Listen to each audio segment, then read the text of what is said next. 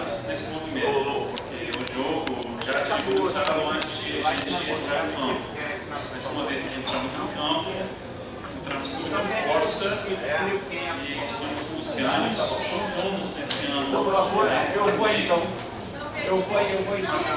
Os golzinhos em contra. O que acontece? O movimento social não se forma em 2 semanas, nem em 2 meses, nem em 4 meses, nem em 1 ano. Mas tinha que marcar num ano, tínhamos aprendido muito sobre a formação do movimento social nacional, que cada dia tem mais importância. E estamos vendo que as forças alinhadas contra a população brasileira e contra a cultura futebolística brasileira são grandes. Mas esse caminho no país em geral, então os mega-eventos, a Copa do Mundo em particular, não é uma exceção, mas gera condições excepcionais que implicam algumas mudanças nas nossas vidas cotidianas. E um desses é nossos estádios e a maneira de comportar futebol nesse país. E estamos vivendo um momento enquanto a cultura futebolística brasileira está sendo apropriada, cooptada e apropriada pelas forças de capital. E o capital está tentando impor suas regras desse jogo. Essas regras estão tomando forma espacial nos estádios. Eu fiz uma pesquisa pequena hoje, levantando os dados de mudança do campo, do campo do Maracanã, que sempre foi monumental. Deu uma vantagem para os times locais contra os times de interior, dos países de fora, porque o tamanho do campo era de 110 por 75 metros. Com essa reforma atual, o campo vai se encolher por 16%, indo para 105 por 68 metros, o mínimo permitido pela FIFA. Então, esse é para quê? Ninguém sabe exatamente, mas talvez para colocar o torcedor, o cliente da FIFA mais perto do campo e para aumentar o ritmo do jogo. Porque a FIFA gosta de ver um jogo acelerado. A bola sai mais do campo, tem mais tempo para ver os placares de patrocinador quando a bola sai de campo. E não vai dar mais espaço para aquele jogo de cintura do Carioca. Então, esse mudança para sempre. Os jogos, os clássicos do Maracanã, de aqui em diante, vai ser mais acelerados. O jogador hábil não vai ter muito mais tempo para driblar, para mostrar sua capacidade com a bola. Então, isso vai virar um jogo em inglês. O estilo de jogo mesmo vai mudar, do mesmo jeito que estamos vendo uma ampliação dos espaços dos VIPs. Não sei o tamanho exato das mudanças de espaço tomado pelo VIP no estádio, mas deve ser em torno de 15% ou 20% do espaço físico que o VIP vai tomar no estádio. Então, essas proporções não são acidentais, tem uma relação direta entre as duas coisas. E pode aplicar essa cidade. A expulsão do torcedor comum da cidade é refletir na expulsão das pessoas das favelas. O aumento do ingresso é proporcional ao aumento de aluguel na cidade. Então, essas ligações que estamos vendo no futebol tem que ver totalmente com as mudanças da sociedade. E por isso eu digo que o Copa do Mundo não está mudando em si as coisas, mas está acelerando os processos de andamento. Então, estamos vendo uma implementação de uma sociedade neoliberal, onde quem tem dinheiro pode comprar seus direitos de cidadania. Quem pode comprar o direito de ver um jogo de futebol é o rico agora. Quem não pode tem que ver no botequim, onde tem que comprar cerveja para sentar no botequim. Então, nada é mais de graça. Não tem direito para participar no lazer, uma coisa de lazer mais popular do Brasil. Tem que comprar o direito de entrar no estádio e participar do seu esporte preferido. E estava vendo hoje também esse vídeo do novo Maracanã, e um vídeo chocante, que foi passado por EMOB no mês passado. A EMOB é a empresa municipal estadual das obras, que fica responsável pela reforma do Maracanã. É puramente na internet. Além de dizer que eles estavam atendendo às exigências da FIFA e que tudo foi aprovado pelo IFAM, eles usam palavras de consumo e mostram um ambiente que tem mais que ver com um condomínio fechado ou um shopping do que um estádio de futebol. Então, o que eles mostram são torcedores caminhando lentamente para entrar no estádio vazio. Eles são todos brancos, entraram no estádio vazio, sentado numa mesa com costas e nem aplaudindo, nem fazendo nada. Eles têm que passar uma entrada aqui para uma entrada para um shopping, passar para a sala VIP, que abre para um espaço ar-condicionado, onde eles mostram gente falando, de terno e gravata, fazendo negócios. Então, o estádio mais querido do Brasil, o símbolo maior do futebol brasileiro, virou lugar de consumo, de negócios, de uma torcida passiva, consumista. Por exemplo, tem 60 bares no estádio, 60, mas um bar onde você não pode comprar cerveja, também é um bar. Tá, mas um bar durante a Copa. Mas depois da Copa vamos virar dessa regra de não beber cerveja nos estádios. Acho que sem cerveja não pode ter bar. Ele tem acessos privados à área VIP, tem um lounge exclusivo que dará acesso a 110 novos camarotes. Desses camarotes com bar privado, com total acesso visual ao campo. Se você vai ao estádio e não ter acesso visual ao campo, para quê? E por que mencionar isso? Porque tem uma parte do estádio onde existe uma barreira separando a área VIP da área comum. Tem uma barreira, tipo essa, impermeável, com uma cadeira assim. Então, a gente que está sentando nessa cadeira não vai ter visual do campo. Então, vai ter muitos assentos que não têm vista livre pelo campo. E estamos pagando por isso, pela terceira vez. 99, pagamos 60 milhões de reais para essa reforma. 2005 a 2007 pagamos 320 milhões para a reforma do PAN. E agora nós estamos pagando 1 bilhão e 100 milhões de reais para essa reforma. E vamos pagar, em 10 anos, vamos pagar mais uma vez, porque em todos esses estádios novos, qualquer estádio, o custo de manutenção é 1/10 do custo original do estádio. Então, em 10 anos, vamos pagar mais uma vez para o Maracanã. Então, ninguém conta esses custos, são custos futuros do estádio, de alta manutenção. Além disso, então, vamos ter 10.500 vagas de estacionamento. E a torcedora vai ter, disse o vídeo, uma nova experiência qualquer ainda do lado de fora do estádio. Então, você não só vai ter a experiência do jogo dentro do estádio, mas imagina uma cultura que existe fora do estádio, como antigamente passava quando você ia beber cerveja, ia churrasco antes. Lógico, a convivência no entorno do estádio faz parte da cultura brasileira de futebol.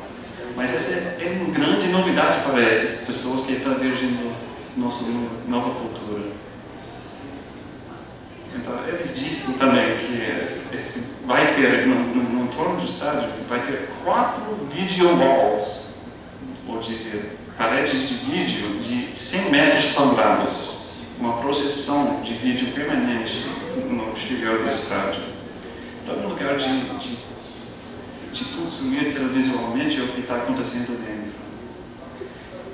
Com 80 alto-falantes fazendo tudo isso. Então, vendo o vídeo, dá para perceber que todas as palavras que eles usam não existem em inglês. Eles têm o Video Wall, o Building Management System, que não existe, mas não existe em português. Então, tem essas palavras de importação total de um modelo de estádio, uma maneira de torcer, que não tem nada a ver com a cultura aqui. ele está custando caro, e vai custar caro para sempre. Então, essa implementação está acelerando processos que já tínhamos visto ao decorrer do tempo e está piorando. Então, esse que resultar que esse movimento, a ANT, tem um papel fundamental em lutar contra esse processo, para atrair atenção a esses processos com fatos, com dados, com presença física, presença eletrônica e atuando nas redes sociais para lutar contra essa maré de neoliberalismo, de consumo, de esse primeiro mundismo que está afetando todos nós aqui no Brasil. Obrigado.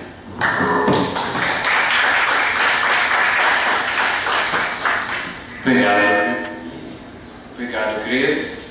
Passo a palavra para o Marcos Almeida. Fernando.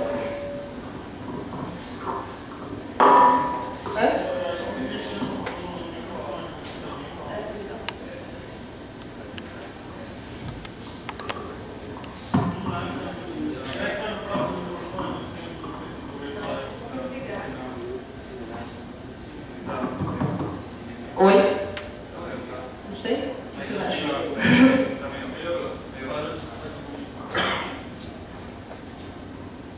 Posso ir? Bom, boa noite, obrigada pelo convite e tal. Bom, vou fazer uma fala bem menos acadêmica e séria que a do Cris, cheia de piadinhas, então espero que vocês gostem comigo para não ficar cara de idiota. Bom, eu dei um nome para a fala da minha fala, que é Ela Também Faz Gol. Bom, eu vou ler porque minha dicção é péssima, então me desculpe. Meu nome é Fernanda, sou torcedora associada da ANT e vim aqui falar um pouquinho sobre a odisseia de ser mulher e de ser apaixonada por futebol. Odisseia da qual acredito que o texto está escrito muitas, mas acredito que a Clarissa compartilha comigo. Mas antes disso, queria aproveitar para falar e celebrar a mudança de nome da ANT para a Associação Nacional dos Torcedores e Torcedoras. Eu sei que para muita gente pode parecer besteira ou perda de tempo fazer uma campanha apenas para agregar torcedores ao seu nome, mas eu acredito que está longe de ser uma besteira. Antes de mais nada, a discussão de gênero é péssima, então está só no começo, então se eu falar besteira, desculpa. Mas voltando à mudança de nome, eu acho que ela é algo muito mais simbólico do que prático de fato, mas é emblemático ao ponto de não ser nem um pouco irrelevante. Mas então vem o argumento. Ah, mas torcedores já abarca o feminino. Sim, dentro das regras gramaticais abarca, mas é importante lembrar que a língua não é neutra. Ela também representa e constrói determinados posicionamentos. E a partir do momento que torcedores, teoricamente, abarcam os homens e as mulheres que torcem, não deixa de haver aí uma opressão, ou no mínimo, uma exclusão do gênero feminino. Afinal de contas, se a ANT fosse a Associação Nacional das Torcedoras, vocês homens não se sentiriam incluídos, certo? Então, para que todos se sintam incluídos de fato, a mudança é importante. Além do que, a ANT acredita que o futebol também é uma maneira de transformação da sociedade. Então, devemos mostrar isso logo de cara, no nosso nome. Afinal, como colocou Paulo Freire, mudar a linguagem faz parte do processo de mudar o mundo. Bom, tirando isso, vou dar um rápido depoimento sobre a vida de torcedores e sobre a participação da mulher no futebol.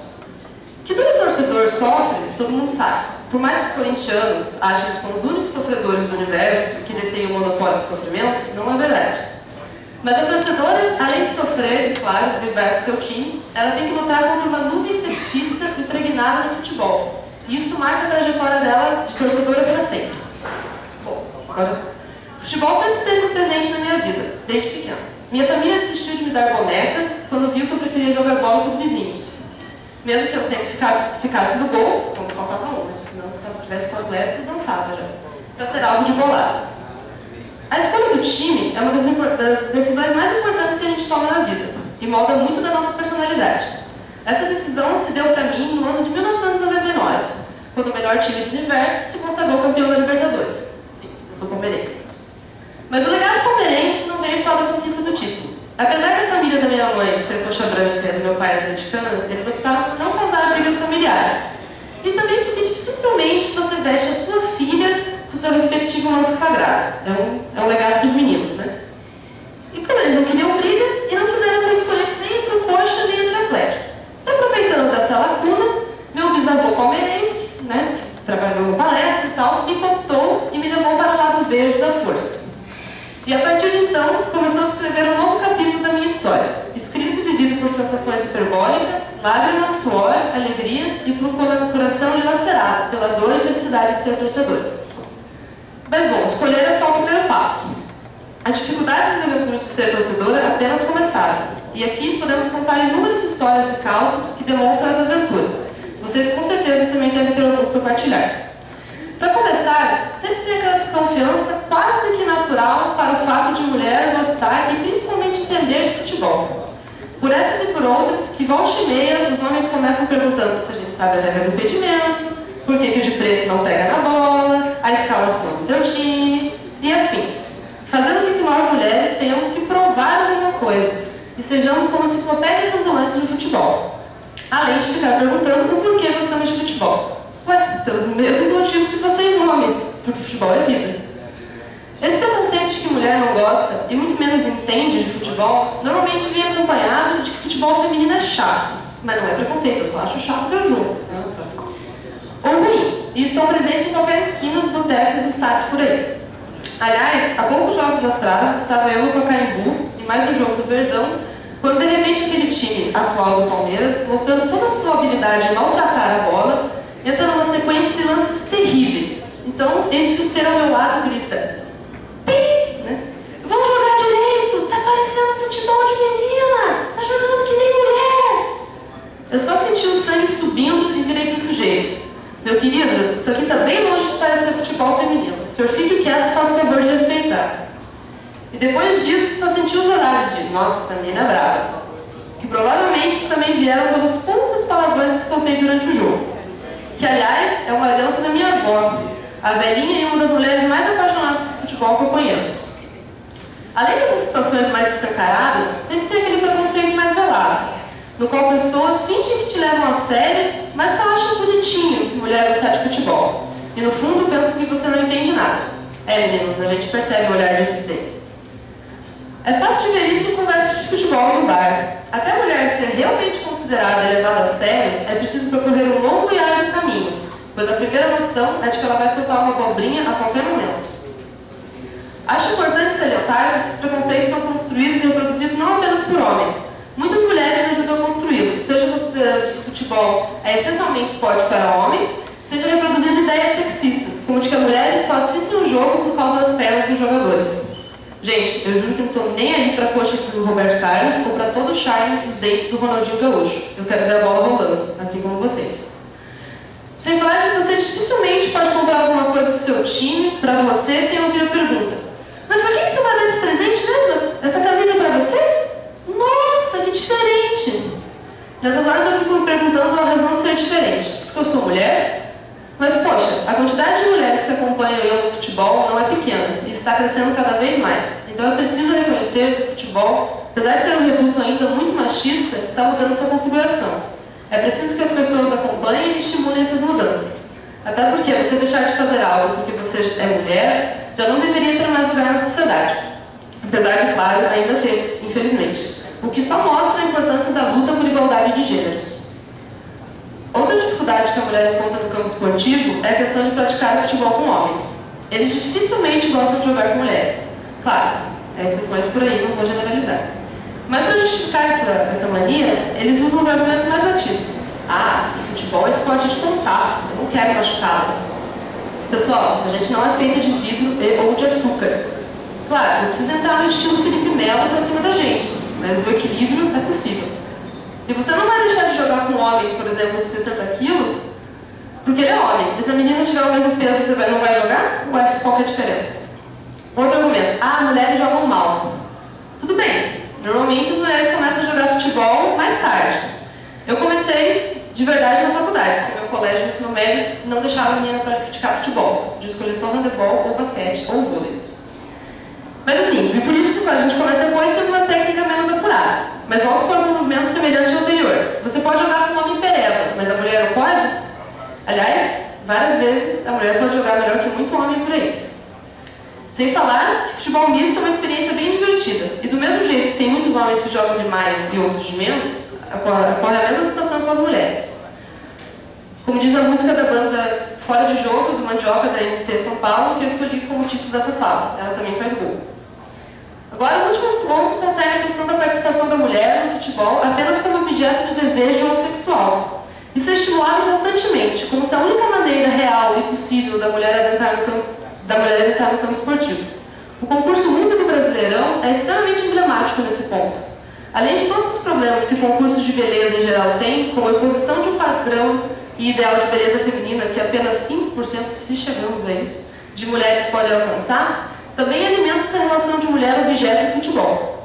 Uma reportagem do Globo Esporte São Paulo, há pouco tempo atrás, seguiu essa mesma linha. O repórter que deveria, em sua matéria, focar sobre o jogo do Corinthians contra o Ceará no Campeonato Brasileiro, resolveu focar a inteira reportagem na bandeirinha. Tudo bem, de fato, ela era uma mulher muito bonita, mas a reportagem chegou a tal ponto depreciativo que o repórter, no meio do jogo, dá em cima da bandeirinha, porque ela era bonita. E sai perguntando para os jogadores o que eles acharam dela, como se o papel dela fosse de apenas ser bonita, e não de bandeirar o jogo. Agora faço um atento, quando vai ser os corintianos, o jogador William falou, eu não sei se ela é bonita, isso não importa se ela for bandeirar. Então, ponto para os corintianos uma vez na vida, né? Acabou. Nunca mais. Por fim, vale a reflexão de que devemos considerar que o campo futebolístico atual, quando comparado com décadas passadas, já melhorou muito para as mulheres, que gradualmente vêm conquistando seu espaço, seja torcendo, comentando, cornetando, bandeirando ou jogando. Nesse sentido, a ANT busca cada vez mais um futebol igualitário e democrático, e esse processo com certeza passa pela inclusão de mais mulheres. A diversidade só tem a agregar ao futebol e aos estádios, e vai levar gradualmente à democratização do futebol e, por que não, da sociedade em geral. Por isso, homens e mulheres, por favor, vão ao estádio juntos, gritem juntos, joguem bola juntos, tomem cerveja, falando de futebol, e não se prendam a preconceitos estigmatizados. Obrigada.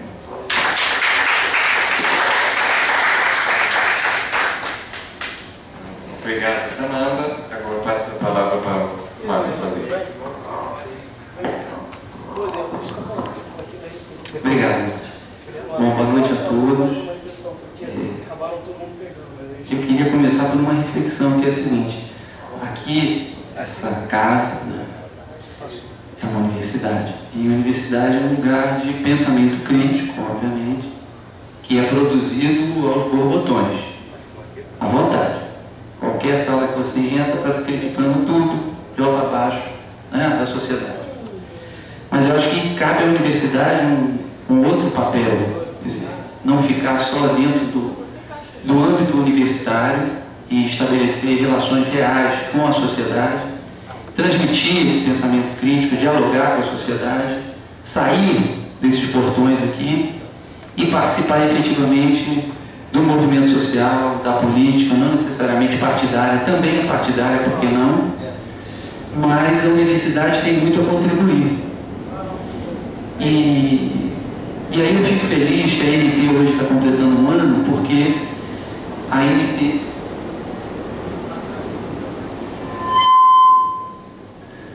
tem uma coisa em comum com o Partido Comunista. O Partido Comunista, como vocês sabem, nasceu em Niterói. E a ANT também. Ela nasceu de início numa sala de aula,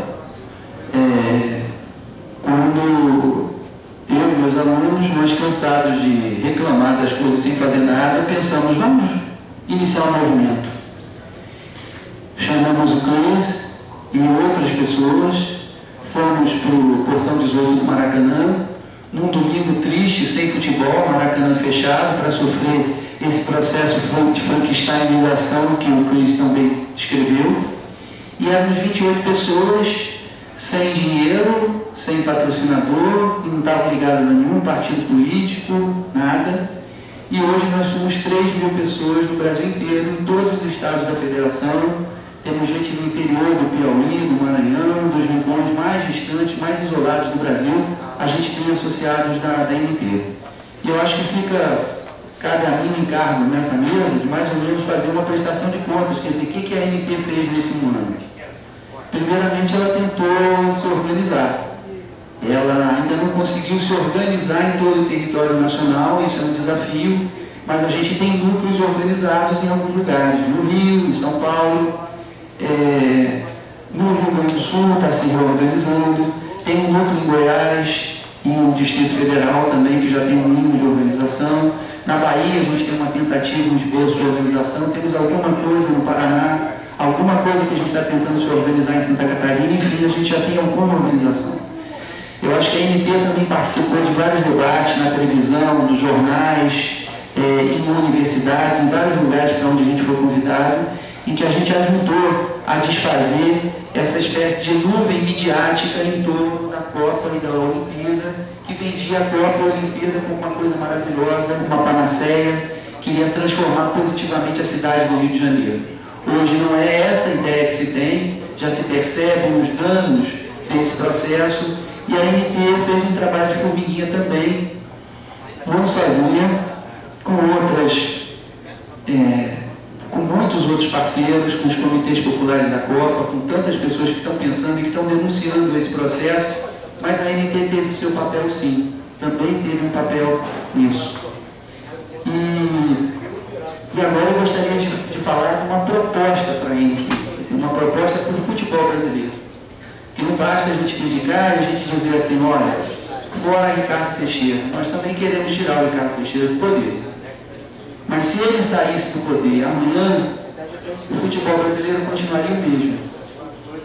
Continuaria um futebol absolutamente feudal, com uma estrutura não democrática nos clubes, uma estrutura menos democrática ainda nas federações e, consequentemente, na CBF. E o que nós queremos no futebol brasileiro? A primeira coisa que a gente quer é um processo de democratização. Não é possível que um clube como o Flamengo, que tem 35 milhões de torcedores, que esse clube tenha 2.000, 3.000 sócios votando na eleição e decidindo por aqueles 35 milhões. São aqueles 2.000, 3.000 que vão decidir os destinos do Flamengo. Essa estrutura ela é emulada na estrutura de federações, onde a gente tem também velhos senhores feudais que estão aí nas federações durante décadas e que prestam vassalagem ao grande senhor que vem a ser o Ricardo Teixeira. Portanto, não basta tirar o Ricardo Teixeira porque ele pode ser substituído por outro. A gente tem que democratizar o futebol brasileiro de alto a baixo. Em relação à Copa do Mundo, eu acho que agora é uma questão da gente tentar reduzir os danos. Ou seja, a gente já tem um enorme gasto de dinheiro público, a gente já tem projetos de estádios que serão elefantes brancos, a gente já tem projetos de estádios que não prevêem áreas populares, áreas de ingressos populares. Então, o que nós podemos fazer? Podemos fazer duas coisas. Primeiro, um processo de fiscalização do uso do dinheiro público e de responsabilização daqueles que estão utilizando ou mal utilizando o dinheiro público. Isso é a primeira coisa. A segunda coisa, que é a proposta da ANP, acho que a gente vai ficar feliz se essa proposta for abraçada por outros, é que a gente tem que ter no mínimo 30% dos ingressos reservados para os populares. Quer dizer, se o Maracanã está sendo reconstruído com dinheiro público, o mínimo que a gente vai ter que fazer é permitir que possam entrar no Maracanã as pessoas das camadas populares pagando um preço, pagando um ingresso que elas consigam pagar. Então, pelo menos 30% dos ingressos tem que ser ingressos populares, não só durante a Copa, mas para sempre. Tem que ser enorme. No novo Maracanã, no novo Mineirão, 30% dos ingressos são ingressos populares, com algum sistema que impeça os clubistas, que é outra chaga do futebol brasileiro, que é uma corrupção que existe há décadas e que ninguém lida com isso. A outra coisa que eu gostaria de falar é em relação ao potencial inutilizado ou não utilizado do futebol. Que potencial é esse? Eu creio que, em primeiro lugar, o futebol tem um grande potencial simbólico. Quando a ANP muda o seu nome para torcedores e torcedoras, depois de uma votação que foi relativamente apertada, houve muita gente que votou contra, de qualquer maneira, ganhamos por mais de 60% dos votos, não é uma coisa irrelevante. E a gente sabe que a luta se dá também no campo do simbólico. O simbólico é extremamente importante nessa luta, porque toda vez que a gente falar o nome da nossa associação, a gente vai falar afirmando a existência e a importância das mulheres no futebol, como torcedoras, como jogadoras, como, enfim, apreciadoras do jogo, igualmente em relação aos homens.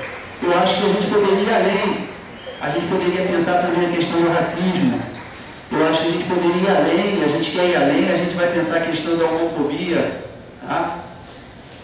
Porque nós somos uma associação de torcedores e torcedoras, independentemente de religião, de preferência. A gente sabe que existem torcedores de todo tipo de preferência religiosa, de preferência sexual, etc. E nós respeitamos isso. Nós somos uma associação democrática.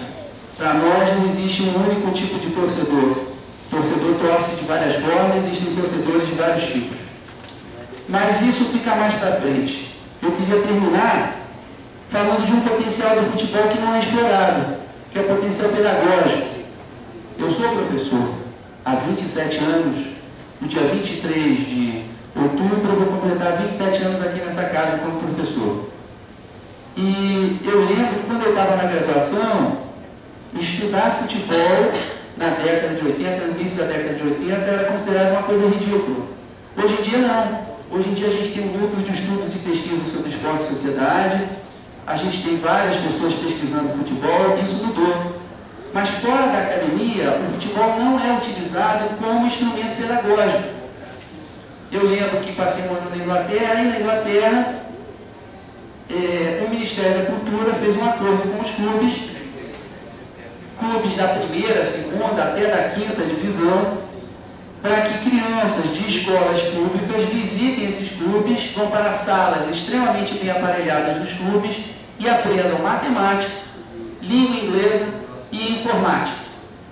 Usando o quê? Usando exemplos da história do clube, conhecendo os jogadores do clube, indo no vestiário, indo aos jogos, ou seja, estimulando essas crianças a partir do amor que elas têm pelo futebol, estimulando elas a aprenderem e a estudarem.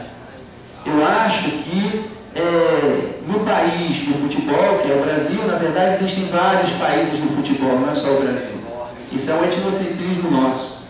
Hoje em dia eu sei que o alemão gosta tanto de futebol quanto o brasileiro, que o inglês gosta tanto do futebol quanto o brasileiro, que o italiano gosta tanto do futebol, o espanhol, o português. Nós não somos o único país do futebol, mas somos, de certo, o país onde o futebol tem uma marca, talvez mais importante, na construção de uma identidade nacional. E, nesse caso, eu acho que a gente está usando pouco o futebol como instrumento pedagógico. O futebol teria capacidade de ser uma arma muito importante, até mesmo em processos de alfabetização, etc. E é uma coisa que não se pensa aqui, eu não sei porquê.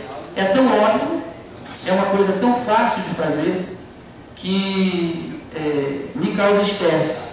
Eu acho, portanto, que a ANT ela tem uma luta que deve ser variada. Uma luta pelos direitos dos torcedores, uma luta pela democratização do futebol brasileiro e uma luta pela utilização do futebol em benefício da população, inclusive dentro das escolas. E aí eu vou terminar só com uma historinha, né? A história do futebol do Irã, mais especificamente o futebol das mulheres iranianas. Em 79, quando da Revolução Islâmica, as mulheres foram proibidas de assistir futebol, proibidas de assistir na televisão e nos estádios.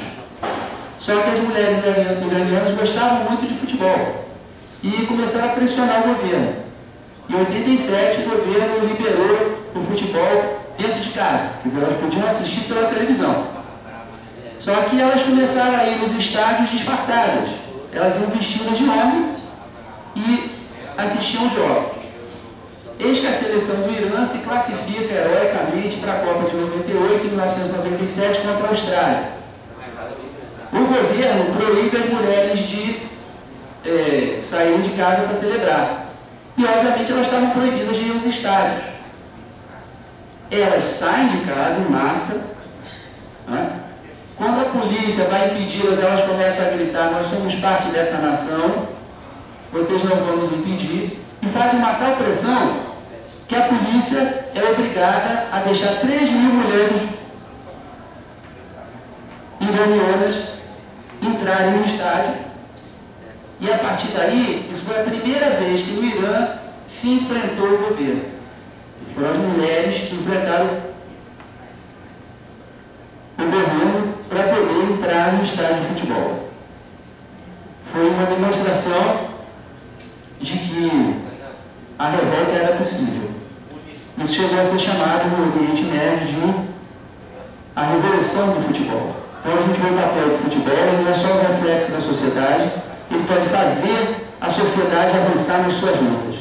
É isso que eu acho muito pretensiosamente que os movimentos de torcedores deveriam fazer. Tentar fazer a sociedade avançar nas suas lutas utilizando o futebol. Obrigado.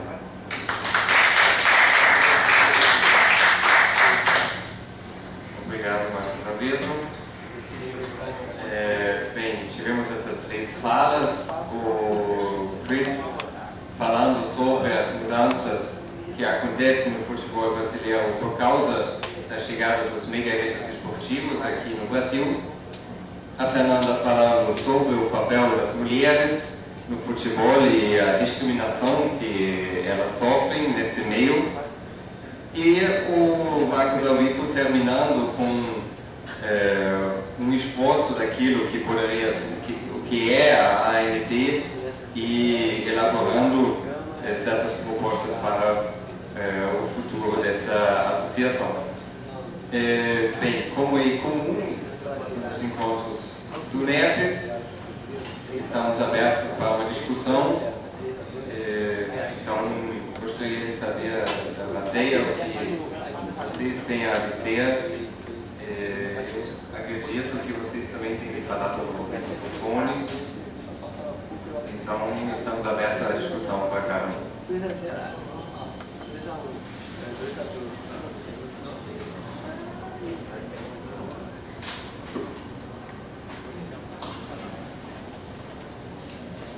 Gostei muito do que o Chris falou logo no começo, achei bem interessante. Mas o que eu acho que, menos a fala do Alberto, mais a fala do Chris, tem em comum, eu acho que a gente contribui de alguma maneira isso, e isso é feito a partir de reflexões que são feitas a partir da universidade, né? Que é justamente desnaturalização de determinadas categorias que são dadas como óbvias e que justamente as pesquisas que se fazem sobre o futebol, as pesquisas que se fazem sobre o esporte, elas também podem, nesse ponto de vista, contribuir para o movimento social, para o debate público, etc. Então, o que eu achei que eu queria comentar era só isso, dizer como existe como pode haver, nesse ponto, eu acho que as pesquisas que são feitas dentro da universidade, ela tem que contribuir justamente com isso, mostrar como determinados processos que são transmitidos e que são feitos e apresentados como a única forma possível, a única maneira possível, mas ver como esses processos têm uma história, como esses processos são, muitas vezes, impostos de alguma determinada maneira, um processo mais ou menos tortuoso. Então, eu queria destacar essa relação possível, né, entre as pesquisas sobre o futebol e, nesse ponto de vista, acredito que elas podem servir para desnaturalizar isso aí.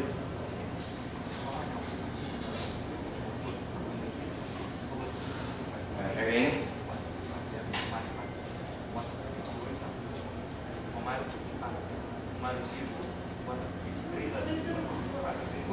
A questão dos gastos décimos depois, tá? Eu vi que vai ser a concessão dos consórcios do Maracanã, eu não sei, eu também não. Quem arcaria seria de novo o governo ou seria os consórcios?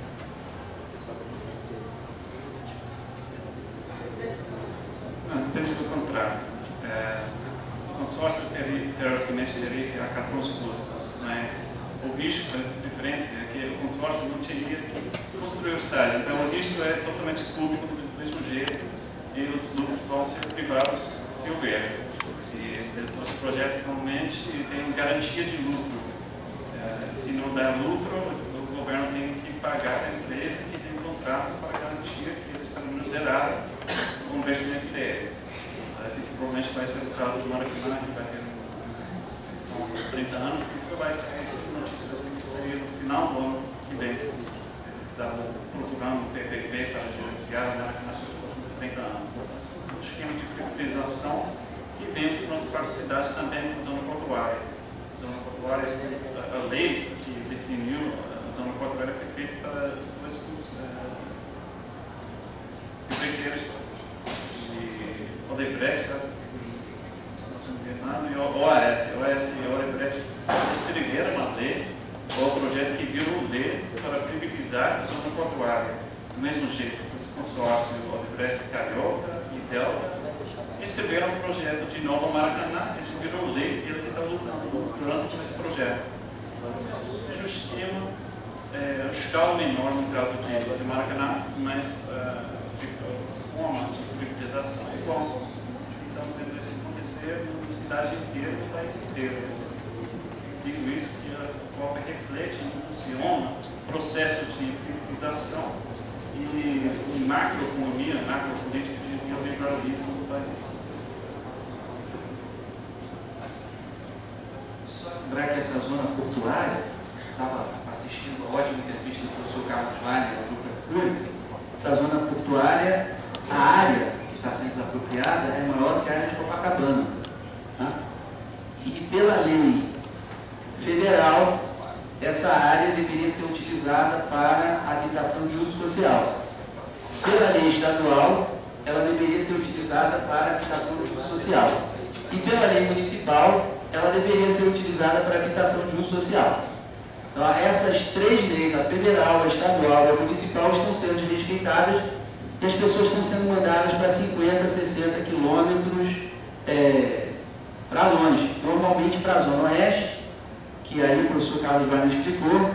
A Zona Oeste já concentra 1/3 da população do Rio de Janeiro e apenas 6% dos empregos, já que 60% dos empregos estão no centro e na Zona Sul. E aí, Cris, eu vou te pedir licença para usar uma expressão sua, de um artigo seu lá para Minas Gerais, que eu achei excelente, e que me era muito cara, porque eu comecei aqui como professor de História Antiga, que é o cavalo de Troia.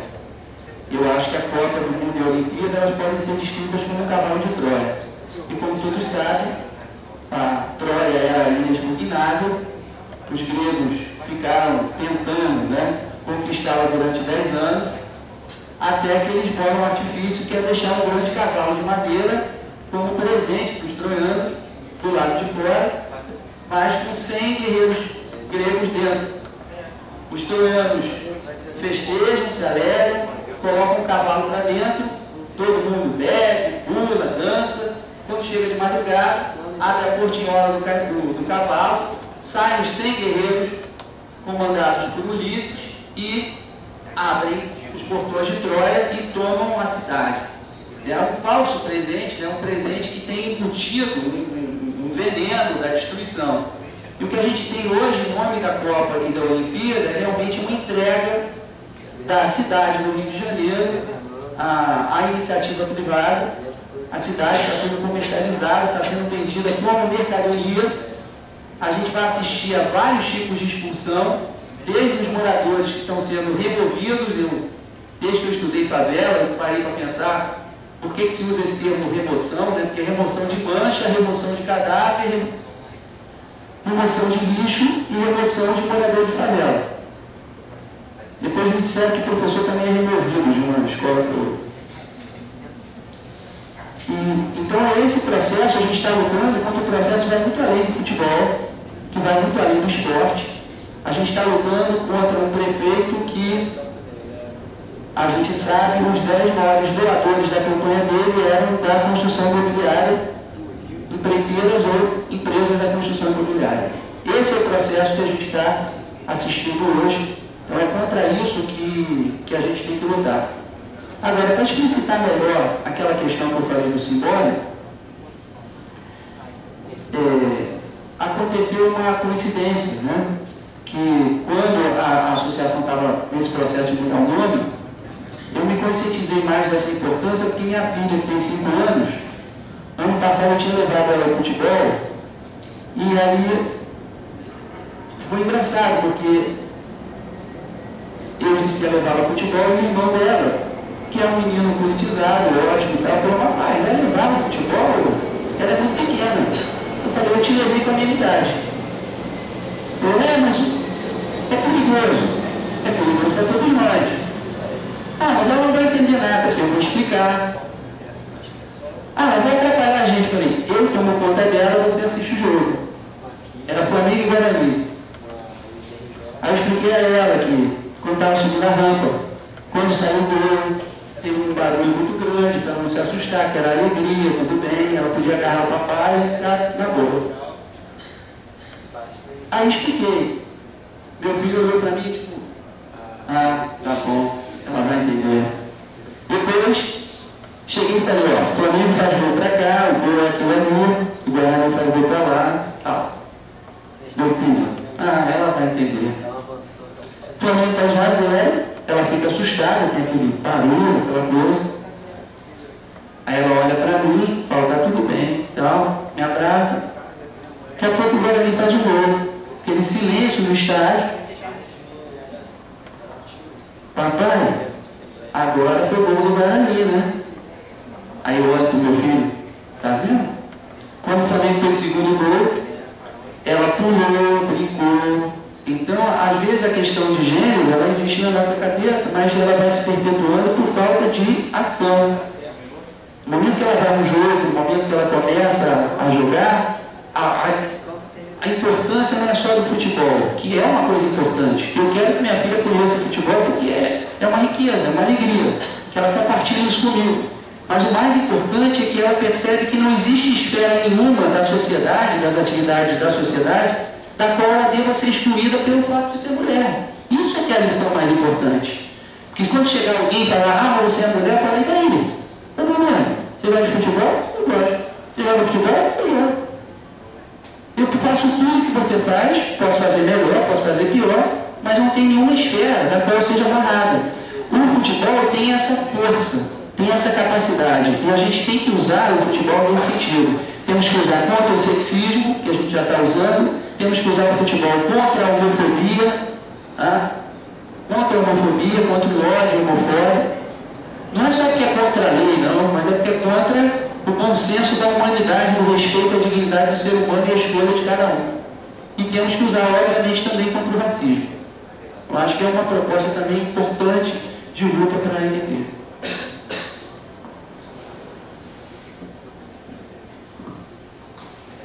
Eu queria, na verdade, perguntar, lançar uma questão aí, primeiro na linha do Alvito, com relação a esse papel que o futebol pode ter de fazer com que certas lutas que já existem na sociedade, né, que elas possam ser potencializadas, que elas possam ser ainda mais veiculadas e que haja uma participação ainda maior da sociedade nessas lutas.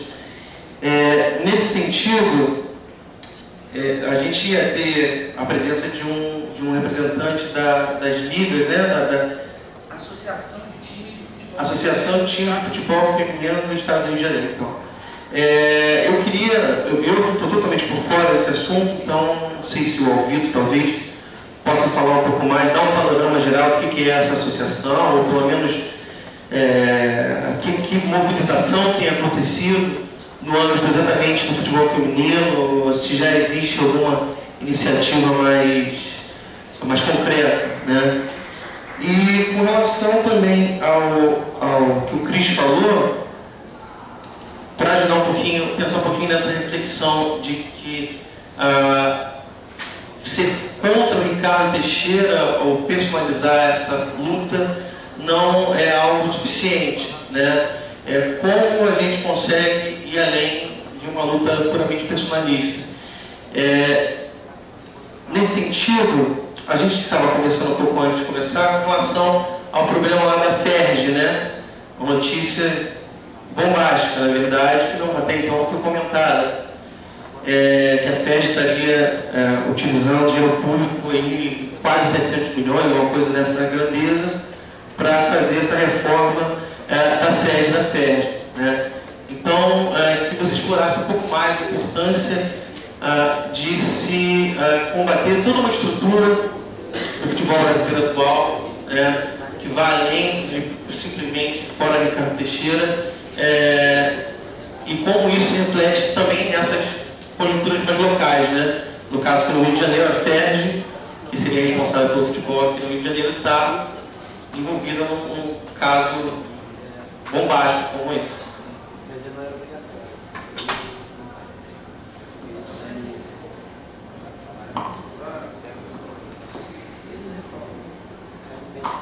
O futebol feminino nasceu nos Estados Unidos. E a metade dos jogadores lá são jogadoras. Então temos 24 milhões de jogadores registrados no país, 12 delas são mulheres. E eu vi na semana passada, semana retrasada, uma matéria mostrando jogadores dos Estados Unidos com um subtítulo ali, nos Estados Unidos, para os americanos, o futebol é coisa de mulher. Simplesmente preconceito contra o nível de futebol americano. É ruim. Não é o máximo no mundo, mas não é ruim também. Então sempre estão lá no quarto final, sei lá. E tem a Liga Profissional de Futebol Americano tem mais torcedores no médio do que o Brasil. Então temos um médio de público maior do que o Brasil. Então qual é o país de futebol? Os Estados Unidos ou o Brasil? Te pergunto. Tem mais meninas jogando que homens no Brasil e tem mais no médio de público. Então, a cultura de futebol nos Estados Unidos é talvez mais forte que a cultura de futebol no Brasil, mas o tamanho do país e os outros esportes, o futebol vai perdendo espaço de grande mídia e tal. Em relação a essa coisa de personagens para ser atacados, é sempre fácil ter um alvo feio, gordo, bruto, idiota, burro e ninguém gosta. Então você está seguindo a coisa como alvo. Todo mundo sabe que é escroto, mas também jogar o rabo longe ainda dá quem manda nessa coisa. Mas ninguém quer falar mal de jogar o rabo longe porque um alvo de 94 anos não é tão atraente como um alvo escroto como o Ricardo Teixeira. 96, mas cada ano que ele completa, ele fica mais corrupto. E por que não atacar a família inteira dele? Porque fica na frente e tem certo destaque, desprezo para a mídia, desprezo para todo mundo, fácil. Mas ele é um pedacinho nessa coisa. Ele não é quem manda. Quem manda são os secreteiros, o Delta, o OAS, o Odebrecht, o Andrade Gutierrez, são quem manda nesse jogo. Então essa coisa de Itacarão, de Corinthians, começa com Lula e acaba com Andrade Gutierrez e fica com a Adressante de Corinthians. Então esse jogo poderoso, todos esses personagens têm que ir por água abaixo nesse sentido, mas a estrutura de futebol global tem raízes brasileiras, começando com João Rolante. Então, para tentar desfazer esse gato de luz que é a corrupção no Brasil, bom, tem que enfiar o dedo no tomada para choquear todo mundo. Dizer, a tomada é Ricardo Teixeira, mas o Ricardo Teixeira não gera eletricidade. Ele só conduz a coisa. Então, tirando a tomada, você apaga a luz por 5 minutos. Até apagar, você resolve. Aí vira de novo, outra pessoa fica no lugar dele. Então, uma maneira tem que tomar essa coisa de futebol de uma maneira pedagógica. Esse é o desafio. Para tomar o assunto de corrupção no CBF, para educar as pessoas, porque é uma guerra de informação e também uma informação de guerra. Tem as duas coisas. Esse é uma parte de fazer a guerra de informação, de educar as pessoas dentro da faculdade, tudo bem. Mas temos que ir nas ruas também, panfletar, educar as pessoas.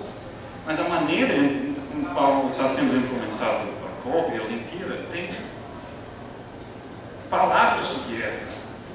Vamos retomando a cidade, vamos conquistando, vamos militarizando, vamos espalhando segurança, vamos esfriando as relações, vamos legalizando tudo, tirando o trabalhador informal da rua, recolhendo pessoas como se fossem lixos. Toda essa informação de guerra tem que prestar atenção também. Um trocadilho pequeno, mas faz todo sentido. E usando, bom, para o professor Botar, para o Ricardo Teixeira, também pode falar sobre o de FERJ, porque essa é uma notícia que tem que ser espalhada. Eu vou começar amanhã a gritar pica de julga fora FERJ, porque essa coisa corrupta de tomar 750 milhões de dinheiro público para construir uma sede de uma federação estadual que faz porra nenhuma, é um crime. É um crime. Então tem que começar a desfazer toda essa estrutura pouco a pouco, começando com a cabeça de serpente. Tá, pode começar onde quiser, mas a estrutura é que importa. A cabeça de serpente deixa para Andrew Jennings fazer, eu acho.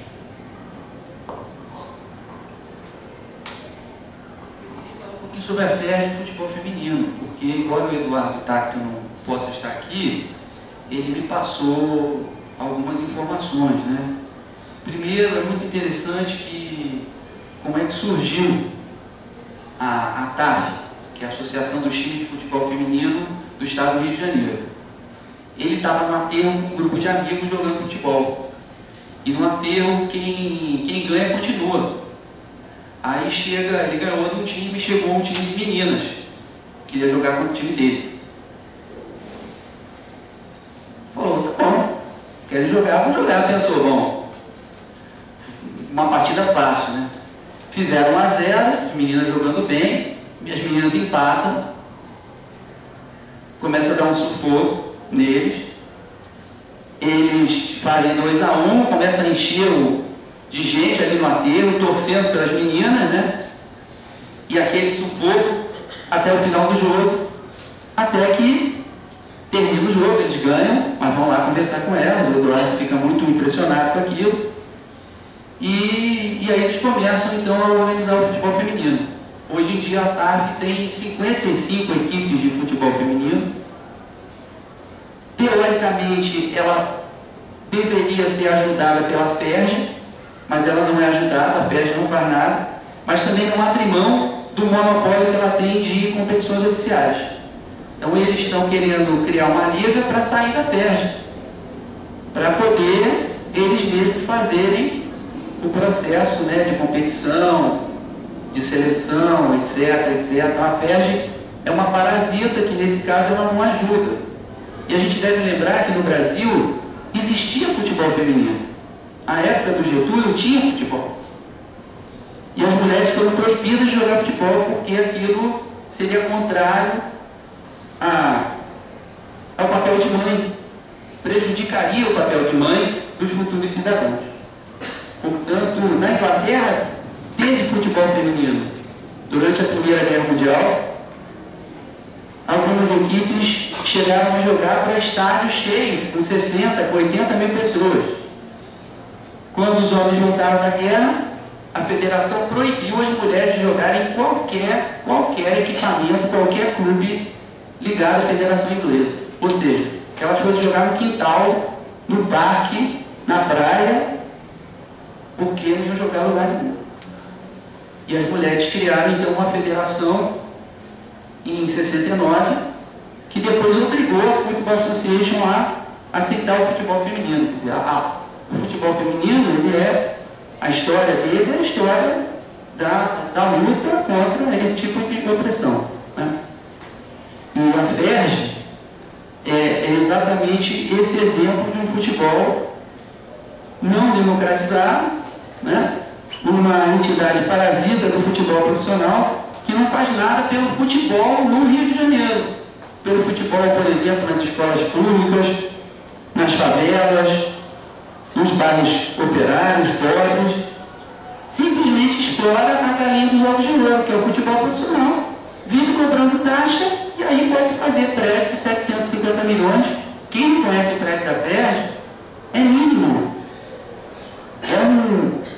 É um terreno mínimo. Como é que dá para gastar 750 milhões ali? Eu não sei. Deve ter coberto de ouro, né?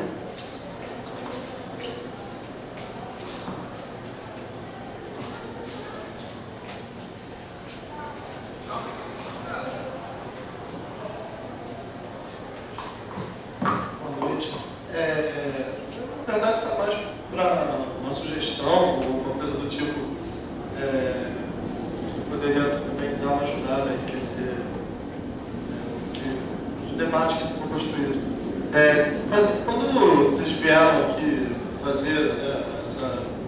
palestra, mas seria interessante dar uma buscada nos sociais ideais que fazem parte, aqui, no mínimo, do STIF. O ideal que também fosse também no DCE ou em outros CIAs, isso também abrange uma demanda um pouco maior de PED, né, de fazer, mas eu acho que enriqueceria, até porque aí eu acho válido até eu contar uma experiência que o CIA de História passou há pouco tempo, que tem a ver com futebol e com futebol feminino. Eu acho que isso seria bom, inclusive para o CIA, para trazer a gente para o debate e botar essas questões. Há um tempo atrás, né, a gente teve na verdade, teve uma tradição na história de fazer a Copa Ciro Flamengo Cardoso, de golzinho, em que uma tradição tinha bastante tempo aqui, onde foi prejudicada, porque o bolchevicão foi, né, desalojado ali para fazer os prédios, mas a gente mantém a tradição e nessa Copa em questão, que estava sendo organizada por um grupo de futebol, um grupo de mulheres, resolveram montar um time e se inscrever, para o desespero de uma parcela dos estudantes. Eu estou falando de estudante de história, né? Estou falando de estudantes de engenharia que, teoricamente, de engenharia eles não têm história, são pessoas mais mente aberta. Não, são estudantes de história que ficaram revoltados com a possibilidade de mulheres estarem jogando. Mas os argumentos deles não é a mulher tem que estar na cozinha. Eles diziam, não, pelo bem das mulheres. Elas não podem jogar no futebol com homens porque elas vão se machucar. Porque elas não vão poder, né, disputar a bola. O futebol vai ficar prejudicado, porque você não vai querer disputar a bola com elas e ao mesmo tempo elas podem se machucar, então pelo bem delas, vamos não deixá-las elas se articularem e jogar futebol. Se há e outras organizações, o Censo, Canex, se manifestaram em relação a isso, repudiando o ato, e isso deu uma repercussão no curso. Uma repercussão, inclusive, muito positiva, no sentido de que houve muita manifestação contrária em relação a isso, né? As mulheres, inclusive, se juntaram e lançaram também nota e também fizeram isso, e isso criou uma repercussão interessante. Ou seja, é importante, esse debate aqui ele é muito importante porque ele articula, né? O papel que a RT tem na sociedade ele é muito importante porque é a primeira organização que começa a articular esses debates no âmbito da política e da sociedade em geral com o futebol. Porque muita gente está achando, muita gente acha, e naturalmente acha que o futebol, na verdade, está descolado da debate social, político. Muita gente acha que, ou então tem muita gente, inclusive da própria esquerda, às vezes acha que o futebol, não, o futebol é só alienação popular, não tem nada a ver com a política de senso. E a NT, ela traz esse debate para o campo da sociedade, mostrando que o futebol faz parte de uma lógica. Faz parte de uma lógica que está presente não só no futebol, está presente na universidade, que está presente no dia a dia, nas relações pessoais, nas relações políticas, nas relações econômicas, está presente e é onde se manifesta, um dos lados onde se manifesta um sistema de coisas que está aí, que perpetua ao longo das décadas e dos séculos. E por isso eu faço novamente sugestão de que a gente continue fazendo esses debates, trazendo mais uma vez esse aqui para cá, e que a gente faça isso articulando com os CEAs, ideais, que estejam dispostos e mostrando que realmente não é uma luta de orgulho só da NT, de movimentos sociais, de organizações, de sindicatos, de DCEs.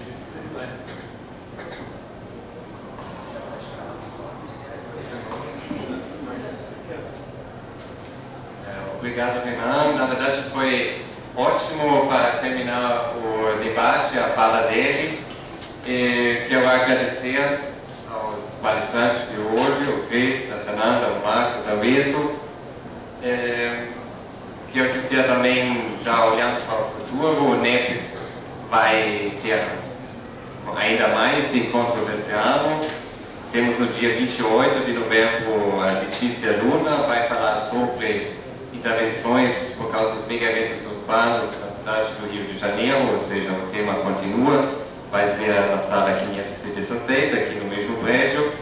E no dia 5 de dezembro, o integrante do NEPES, Caio